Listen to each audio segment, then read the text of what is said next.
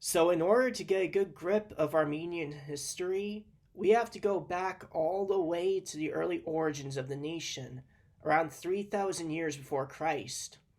There was a kingdom active around the upper Tigris basin and the Lake Van region that's mentioned in a Sumerian clay tablet known as Karta.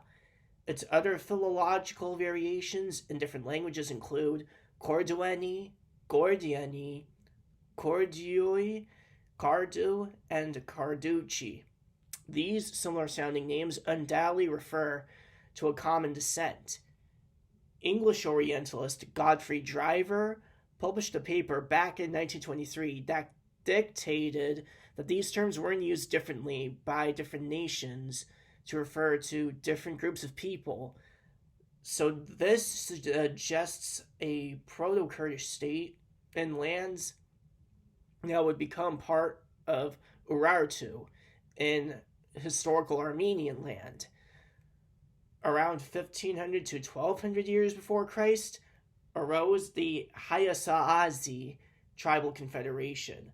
These tribes were indigenous to the Armenian plateau, the first Armenian tribes, and they're the reason why the Armenians refer to their country as Hayastan in their own language, and Hai to refer to what they are. Around 1300 to 1000 years before Christ arose the Arma, Shupria, and Nairi tribal confederations in historical Armenia. This is also the same time period where these early Armenian tribes are Indo-European speakers and where their country is referred to as Urartu or as Ararat. Around 870 years before Christ, the Urartian state is born. I won't get into any of the details about its kings and how long they ruled for and what they did, unless they're essential. But what I can tell you is that the capital of Urartu changes a couple of times throughout its history. In 835 BC, it becomes Tushpa, what is now Van. Then in 776 BC, it moves to, oh god, I can't even begin to pronounce this. Oh, Argisha-Hinali, now known as Armavir. One other important milestone in the history of the Urartian state is the first legendary king of Armenia, Parur Skyordi.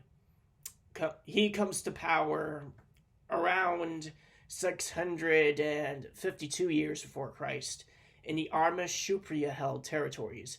The Urartian state was brought to an end around 590 years before Christ after the Scythians and the Medes invaded from Iranian Central Asia. By this point in time, the Median kingdom becomes well established and asserts its suzerainty. Its suzerainty over the Armenian plateau. The Median state is a common heritage shared between all Western Iranics, Kurds, Tatalish, Tats, Persians, and so on. The tribes of the Caucasus derive the majority of their DNA and ancestry from the prehistoric archaeological cultures that dominated this region, most notably the Maikop and Kuro-Arasis cultures.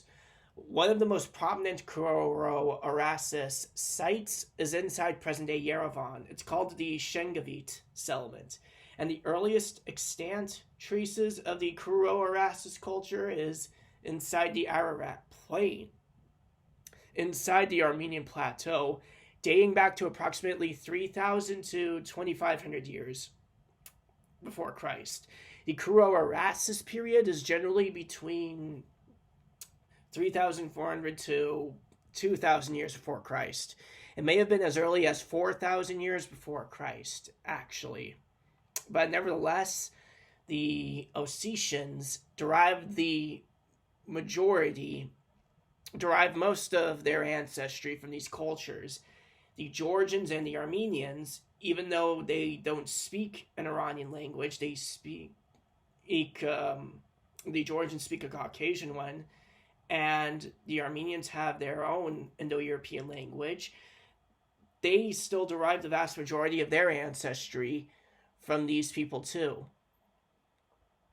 And the Kurds probably have an ancestry that's tied to it too. Another steppe people known as the Hurrians are said to have originated from the Armenian highlands.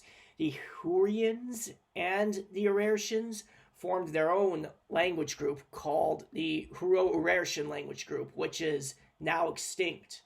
What's interesting is that both Hurrian and Urartian were unrelated to any other language family. They weren't Semitic, they weren't Indo-European, they weren't Indo-Iranian or Indo-Aryan either. They were their own thing entirely. In addition to this perplexity, there have been several Hurrian sites found in present-day Western Iran, like the Tepe Hassanlu site. Geneticists that have sequenced the samples from this archaeological site found out that present-day Western Iran has about 90 to 95% continuity with the ancient extinct Hurrian tribes that used to live in what is now Iran before the Medes and the Achaemenids, the Persians, and the other Iranic tribes arrived from the BMAC horizon in Central Asia. So the Kurds and the Talish, for instance, two Iranic ethnicities that live in the Caucasus, that live in Caucasian countries to this day, are a relic of the pre-Iran Hurrian population and possibly to the extinct Urartians as well, but that's debatable.